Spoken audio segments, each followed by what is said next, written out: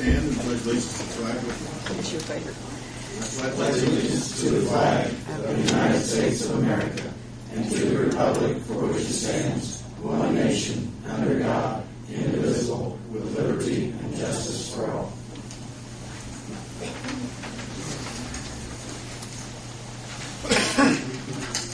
Today is November 1st, 2010. The time is 7 p.m. and the regular meeting of the Greensburg Common Council is called to order. Roll call vote, please, Devin. Darrell. Present. Jamie. Present. Herm. Here. Bill. Here. Helen. Here.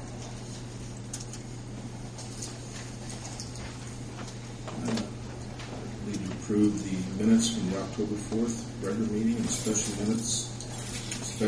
meeting minutes from October 18th. Are there any corrections or additions? Hearing none, I would entertain a motion to approve those minutes. So moved. Second. Roll call vote, please, Devin. Herm. Yes. Bill. Yes. Jamie. Yes. Darrell. Yes. Helen. Yes. Thank you. First item on old business is 2010-9 elected official salary for third reading. Open that up for discussion.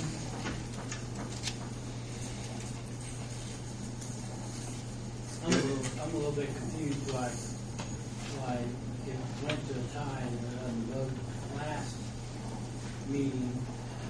I know you said you're an elected official, but you were elected officials.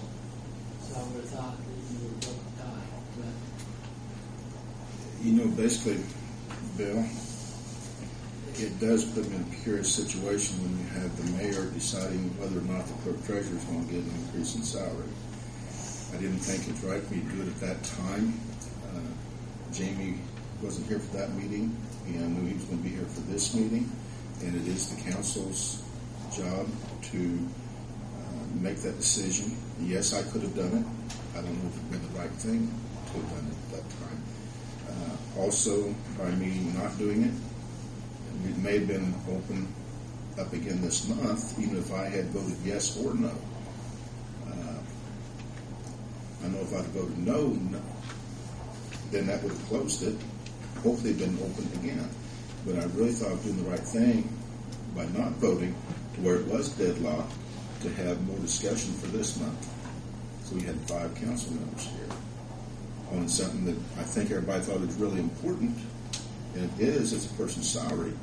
We had one person wanting $2,500 for that position, another person nothing, and 2 people $5,000, and we just couldn't get together on it. So I thought it was a proper and respectful thing to do. and that's okay. That's what I was asking. Just if that's going to be the precedence, then probably next time we come down to a tie vote, we wait until the next council meeting until we have. Now, Bill, I've done this before.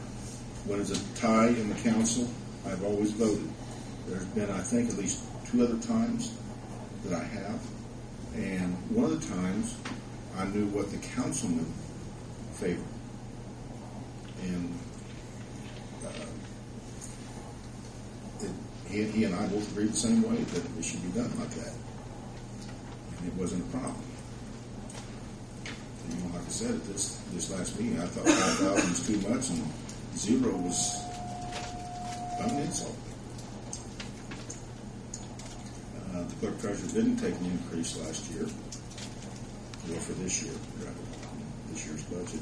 I think it's been discussed. Are you finished? Yeah. Okay. Part of the discussion has been whether this is a raise for the position or a raise for the individual. And I have contended, my view, my stand on it is for the office. Although I believe June does a very fine job, and she is deserving of a raise. In saying that, and it's not that we're on a recruiting hunt as it was talked about last month, but I just kind of try to think outside the box and do something creative. Actually, just in the past couple of hours here. I'm going to throw it out. You want to shoot it down, that's fine, and I need probably some help from the attorney. It's been talked about the IAMC title and the CMC title that June holds. How that is worth something. What if we would cut that raise in half, go to the $2,500, and then put some kind of an initiative where you get so much for the IAMC and so much for the CMC, where the next person coming in would be coming in at that base salary, and they would have then an initiative to better themselves in the position, the IAMC and the CMC. And I know we'd be setting precedents here because it's being an elected position, and that's where I was kind of wondering from the attorney if that is even something we can consider. I know we can't cut elected official salary from one year to the next, but I think that's something to look at.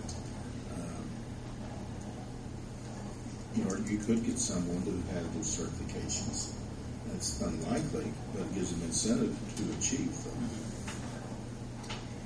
So basically what you're saying right now, the salary is $43,000, and if the vote went this way, whatever it is, that would be the amount that you receive. To use make figures easy, it's $2,500 what you're talking. If you want $1,250 for the one certification, $1,250 for the other certification, as they gain those certifications to that point. I don't know how long it takes to get these certifications. They can probably be done in a shorter period of time than what currently is taken in this situation. Would give them incentive.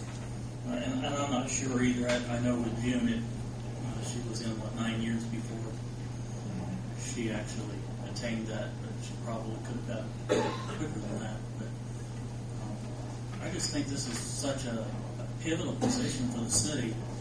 And before I was in this position, I didn't realize how much was really involved in this position. And that's why I've kind of been an advocate of bringing the salary up a little bit to attract qualified people.